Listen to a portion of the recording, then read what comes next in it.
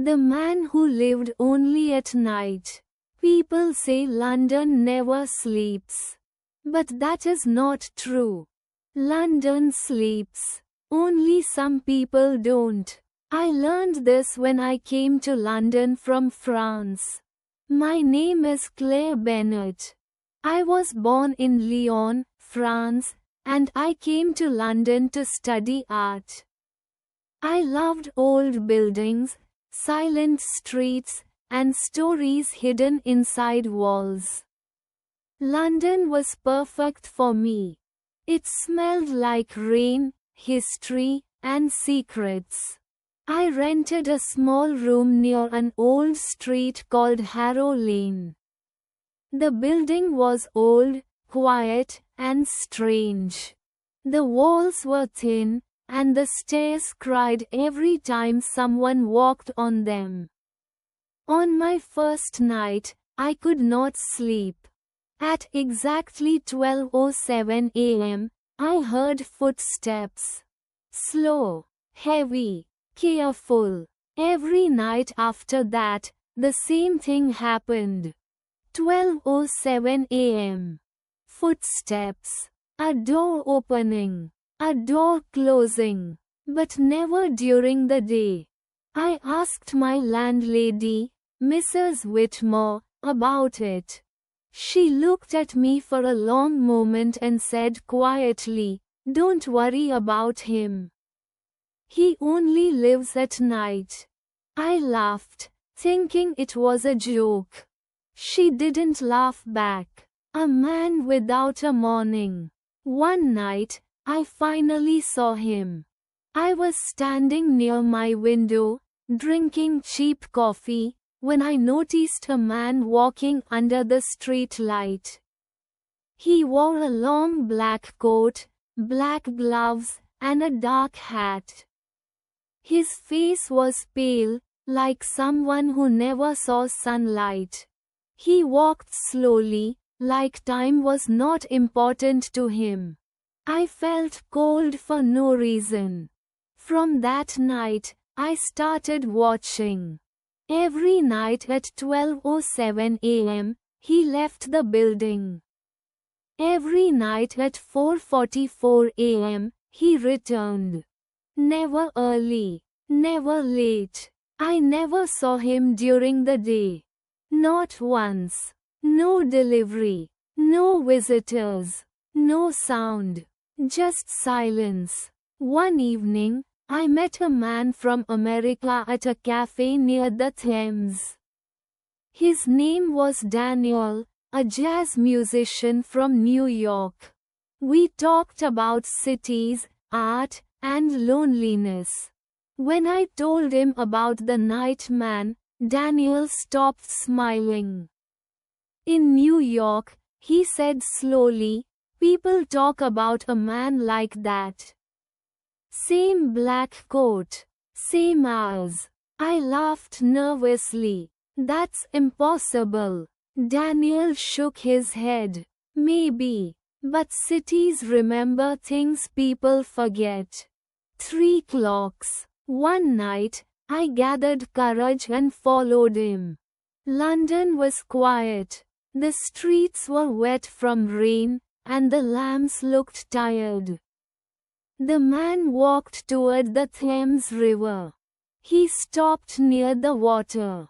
I hid behind a tree.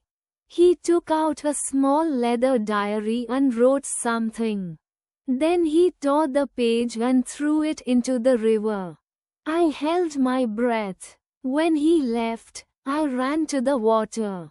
The paper was floating near the edge. I grabbed it. It was not wet. That was strange.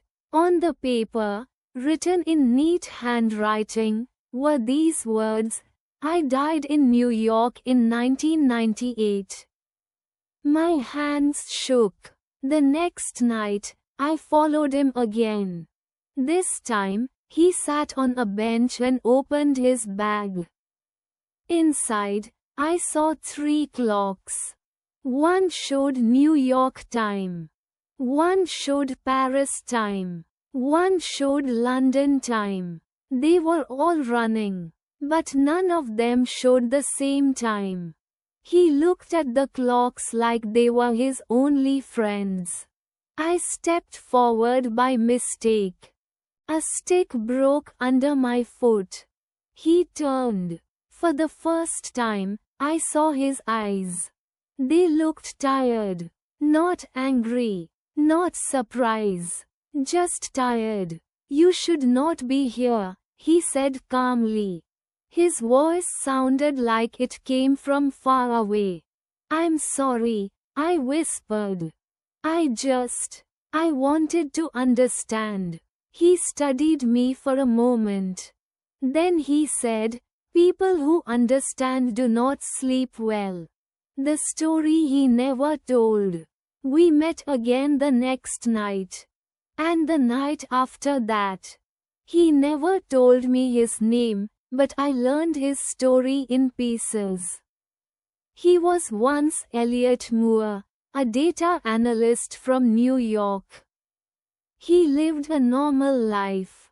A small apartment. A boring job. No family. In 1998, there was an accident. A train. A fire. Too many names lost.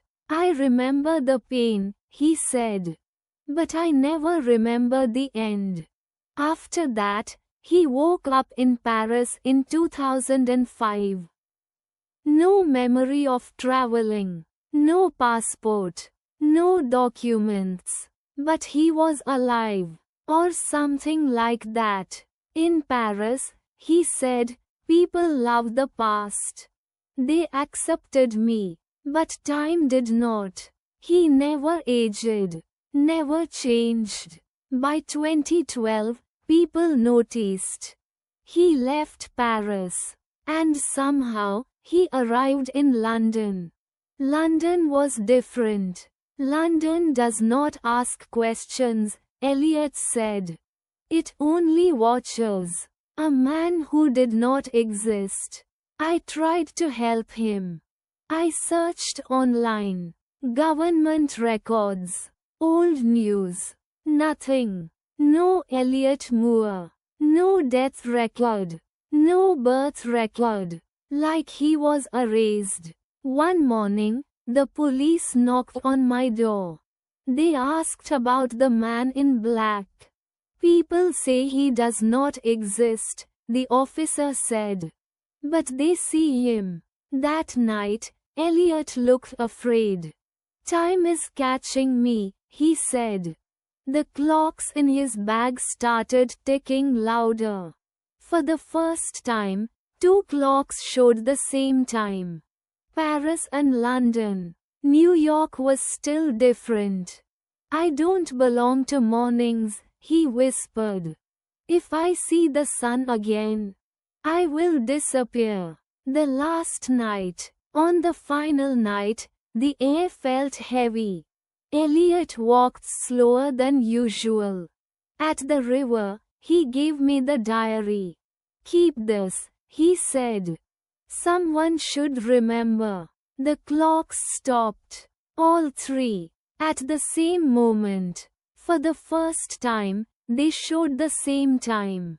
4:44 a.m. The sky started changing color. No, he said softly. Sunrise. Light touched his coat. His hand passed through mine. He smiled. Tell them I lived, he said. Even if only at night. And then, he was gone. No sound. No shadow. Just the river. Afterward, the next day, newspapers had a strange headline. Woman claims to know a man who exists only at night. People laughed. I didn't. I moved back to France. Years later, in New York, I saw a street musician. He looked at me and said, funny thing, sometimes I remember a man who never slept. I still have the diary. Every page is empty, except one line at the end. Some people are not born to live in one time. And sometimes, when I wake at night, I hear footsteps at 12:07 a.m.